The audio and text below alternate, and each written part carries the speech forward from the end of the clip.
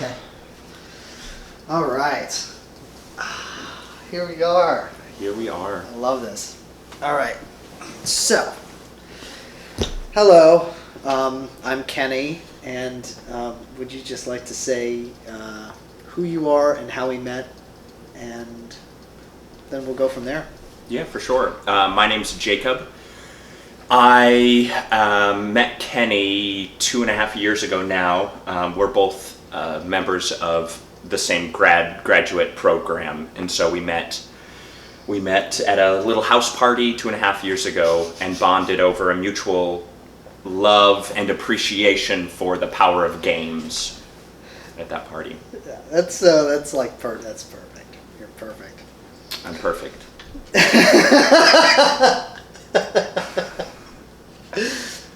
Okay, you'll love this. The first thing on here. Describe your childhood. Yeah, that's something that can be done easily. Getting right to the thick of it. Describe my childhood. Okay. Yeah. I didn't want for anything.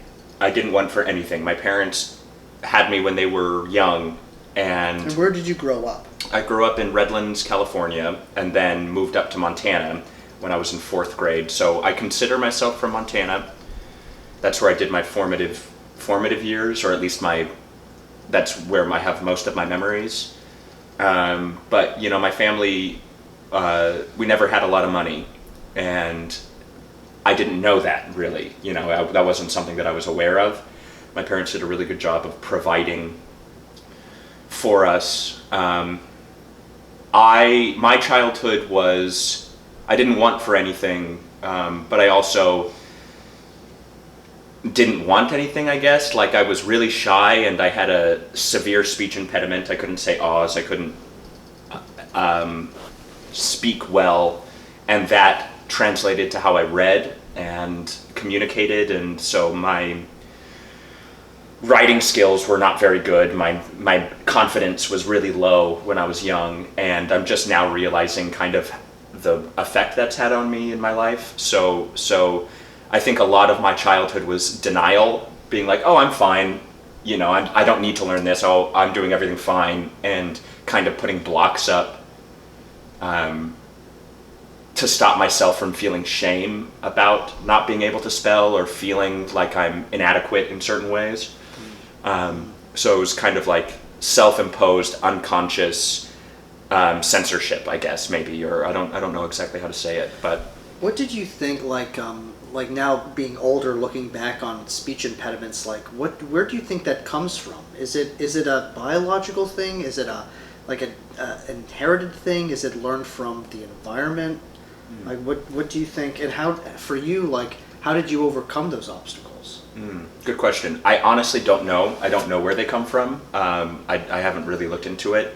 My dad and brother are both like pretty severely dyslexic, and I am also dyslexic, and so I know that plays into it, like jumbling up words and jumbling up like phrases, and like I would read things the way that I said it, so or I'd spell things the way I said it. So road for me was like WOAD, because that's how I said woad, you know, and so I would like hear it, and so in a way I think it really benefited me in terms of my listening skills, because I responded to things in the way that I perceived it, and then output it in that way too. So it wasn't by the book, I guess, but at the same time that wasn't conducive to, you know, the way that we're taught.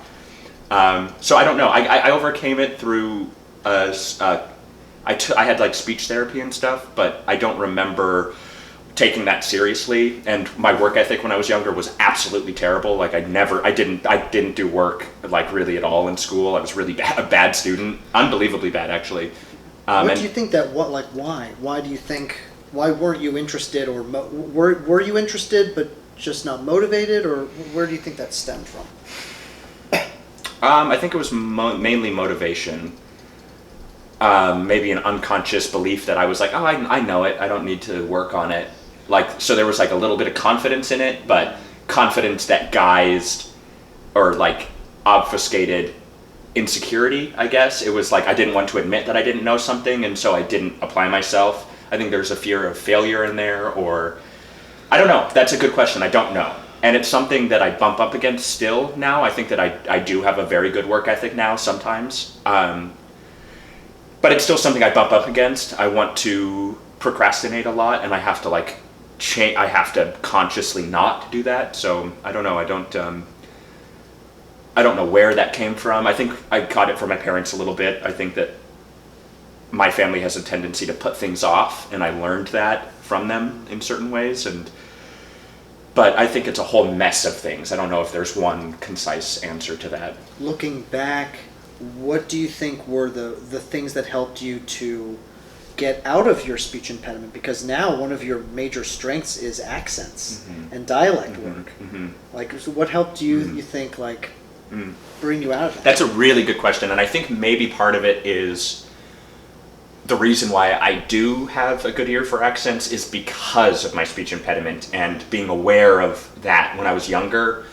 I think that's maybe part of it. I think part of it's innate and just the way my brain works. But also I think it was from the adversity of not speaking correctly that it made me have to listen to myself and listen to other people in a way that maybe other people take for granted, perhaps. I don't know, that's speculation. But to answer your question, well, your question was... What do you think helped you, like, what helped you get out of having that speech impediment to now being very articulate with, you know... I don't know. I just kind of remember it starting to go away. I think it just kind of naturally happened over time because I didn't take my speech therapy seriously. My parents were really patient with me, and when I was younger especially, helped me with spelling, and in the mornings before school we would talk a lot and go over homework and stuff a lot and worked on confidence and those kinds of things with each other. But I didn't apply myself with speech therapy, and I think it's just something that naturally happened as I got more confident with myself, and I think I grew out of it. I don't know if there was like a moment where I was like, okay, I really need to work on this. It just kind of happened, I think. When you moved from California to Montana, what was that transition like? I was in 4th grade and I still had that speech impediment. The transition was pretty big and it had a huge impact on my life. I'm so grateful for it because in California I was really shy and I didn't have friends at all. I had one friend. And I don't know what I would have, obviously I don't know what I would have ended up like, you know, there's no way to know, but I don't think it would be close to who I am now, and I don't know if I would have found my voice as strongly as I did in Montana. You know, one of the things about Montana is not everyone, but the majority of people are so nice, and you know, it's the kind of place where you're driving down the road and you wave at the person coming the other way, you know, as you're both going 75 in a snowstorm, you're like, you know, like that's the kind of place it is. And of course I found theater pretty early on there, and I lived in a town that supported that.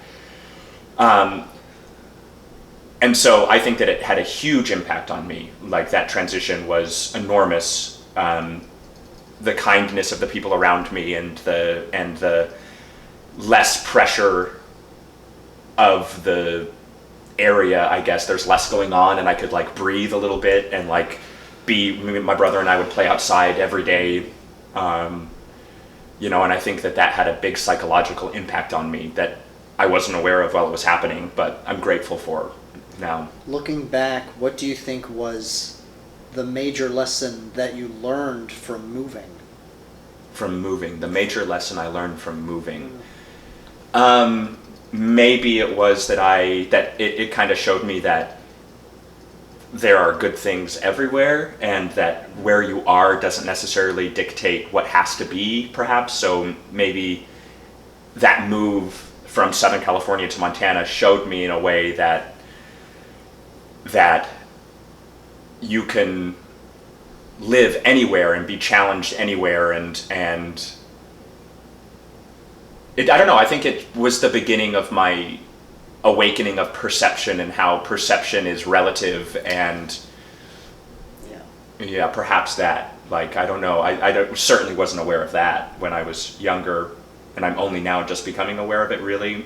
But maybe it showed me, a change of perspective helped me start to learn empathy maybe a little bit deeper, and I don't know. That's a good question. So, what got you into acting? What do you think? Or actually, let's say like when do you think? When in your life was it that you were like, okay, acting is it?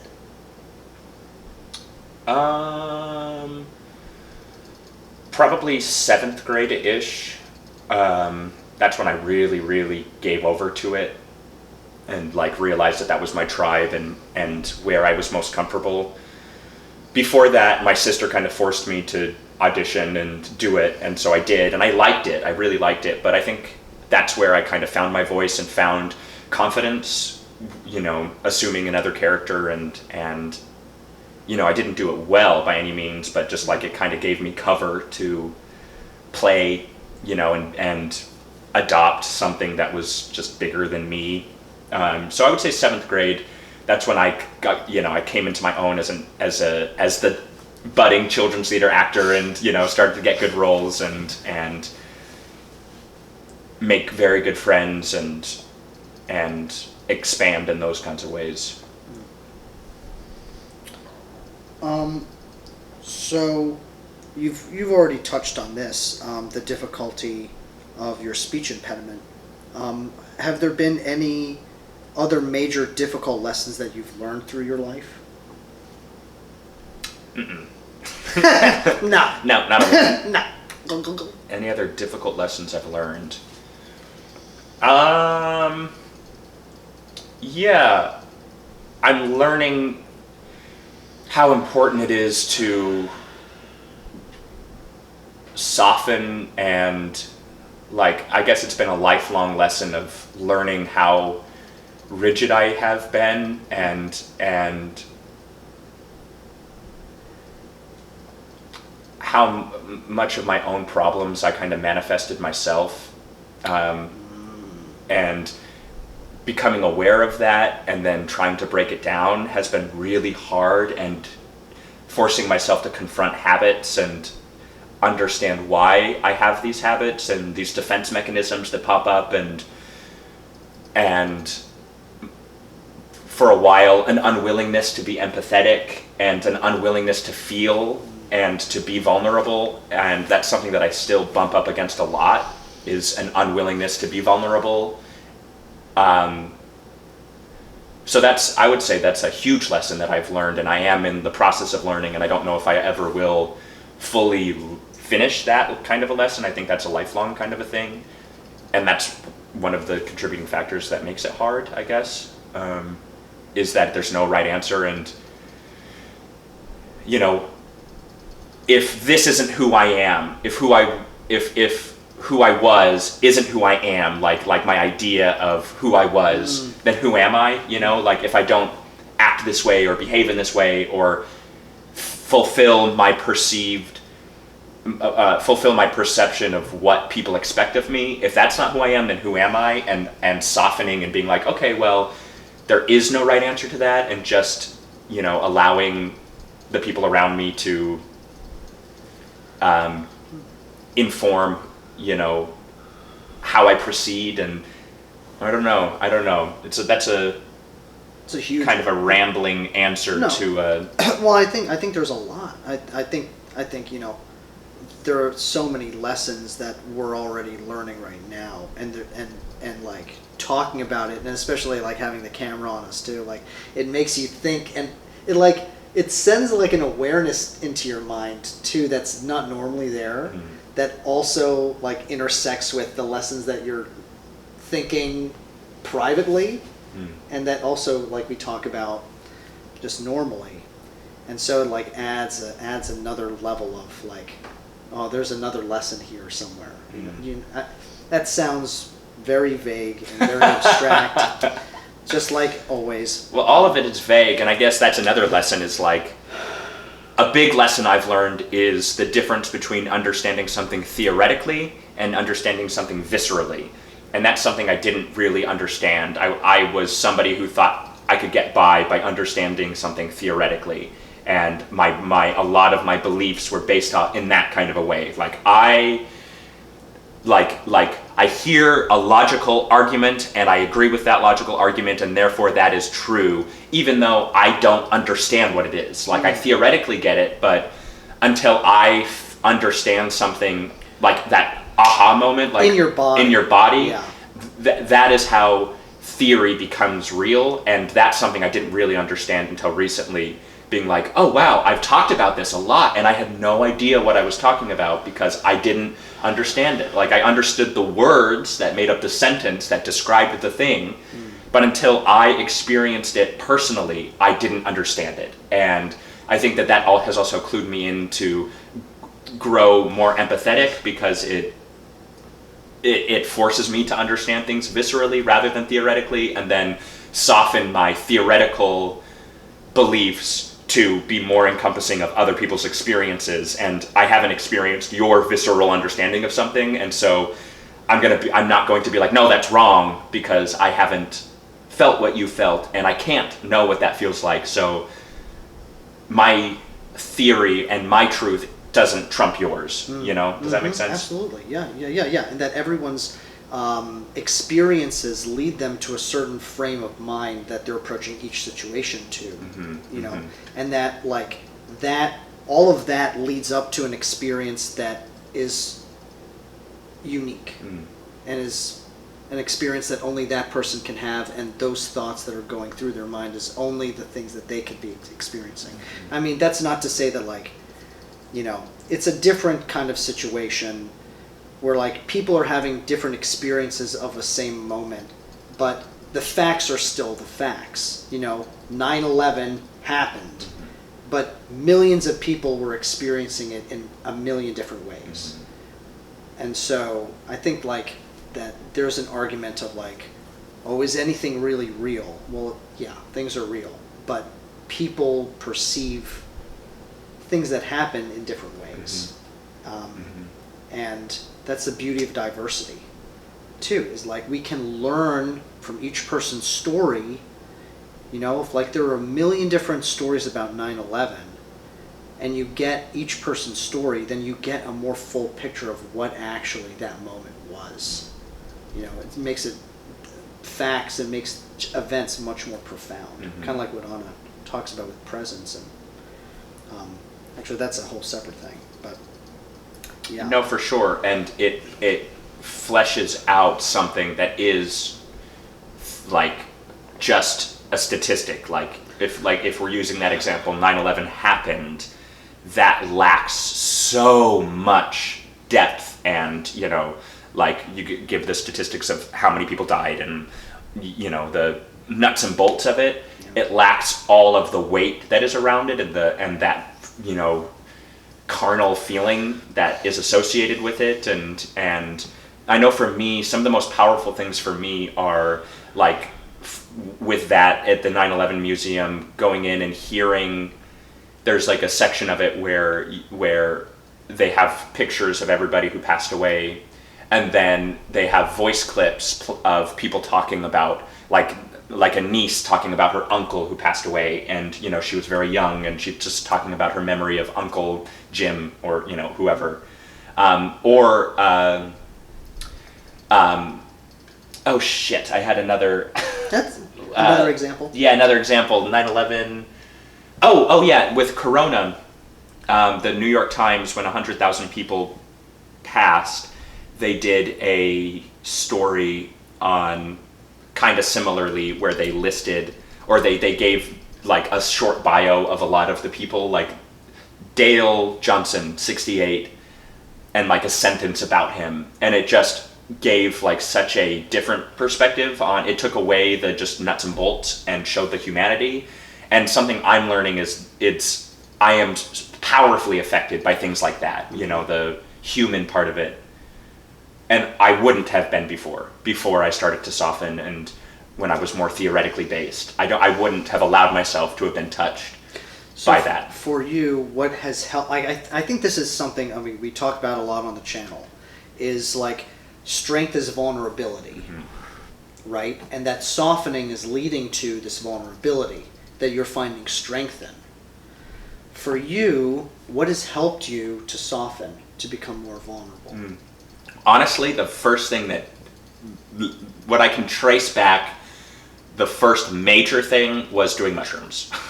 Cool. Yeah. Like I doing psychedelic mushrooms in undergrad really fundamentally shifted the way that I looked at the world. Like I looked at a tree differently. I saw like the individual beauty of a home in a way that I hadn't before, and it was just a shift in perspective is what I needed. I was very theory based, very logic based, and that was armor for me, and it served me really, really, really, really well before. It protected me, and it kept me from feeling, and it kept me moving on, and it was powerful, and it was what I needed, I guess, at that time. That's what my body did, is it said I needed these defenses. And as I grew up and I got into acting and started to pursue it as a career, because I think there was something in me that wanted to break that down subconsciously, that wanted to feel more and wanted to find connection more. And so what mushrooms did for me was it just super sped that change of perception, and it just opened my eyes to a different kind of perception. And then the lessons that came to me after that were through an informed lens of there is no one way to do it. And I thought before that there was one way to do it and that my way was the right way. And I was like, oh, wait a second, that's not the case. And I can see the subjectivity in things easier. And then, 10 years later at this point almost, my experience has been informed by that. And so I have consistently grown in a way where I soften, and like my expansion has been fundamentally shifted because of that first awakening, I guess. Yeah. Oh yeah, absolutely. It's fascinating. Okay. All right, 2 more questions here. Where are you in your journey right now? You touched on this a bit, but is there anything you'd like to say about where you are in your journey right now, and maybe the things that are on your priority list of how you're moving forward? Right now I feel like I'm in the exact right spot. I don't know where I am, but it's the right spot. That's great. Yeah.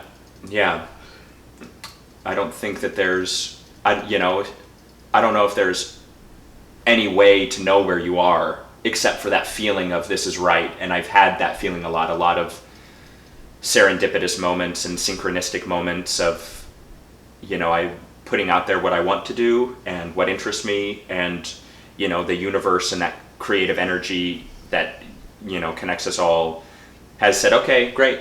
Here's this, all the time. And so I feel like I'm exactly where I need to be, and I'm so excited about what comes next as I continue on this journey and commit more fully to it. And, I'm on the right path. I know that. And we'll see how it goes, could end up being very different than what I think it's going to be. And I think that's what's exciting about it. And, the last question is, what is some advice that you would give your former self? Some advice I would give my former self.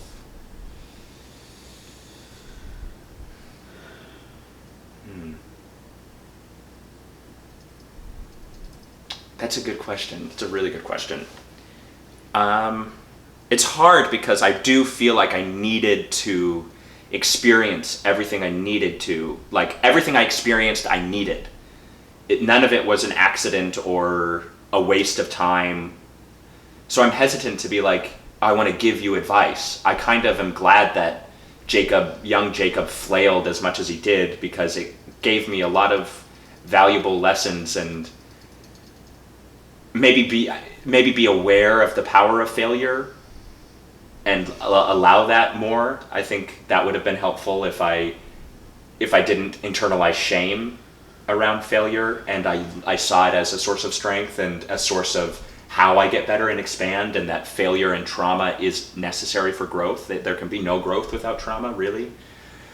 So maybe if I understood that a little earlier, life would have been a little easier. But honestly, like, I don't think that I would change or try to guide, you know, my younger self. I think that I needed to have all those lessons, and I needed to be wrong, and I needed to be self-confident in how wrong I was, so then I could then realize that was, I had that visceral experience of what it feels like to think one way, and then that broke, and I'm grateful for that, because I experienced it before. It's more powerful to me now. Like because you were so self-confident in a way of thinking and it broke, it like was a major altering paradigm shift for you that allowed you to grow in that. Exactly. Yeah. Because I understood it deeply in myself, not theoretically, but viscerally. Because I had that, then it allowed me to then understand, oh wait, that's not necessarily right. You know, it wasn't theoretical for me, it was the way that I viewed the world. And so, yeah, again, just to reiterate, I would say that I would caution against feeling the need to tell my younger self something, but to just be present and understand that everything happens for a reason, and there is a lesson in every single thing we do, and a positive thing in everything we do, even if it doesn't feel like it. So if I was mentoring a young person, you know, just being present with them and allowing them to make those mistakes, and, you know, being an example just through living how I'm living, and allowing them to do something rather than feeling the need to preach to them or, you know, whatever. Cool. All right. Well, I think that's it. Great. Yeah. Any last things that you want to shout out to people out in the universe? Nope. Hello. Cool. All Well, right. thank you, that's Kenny. going on. Yeah. Yeah. I love you. Love you too, brother.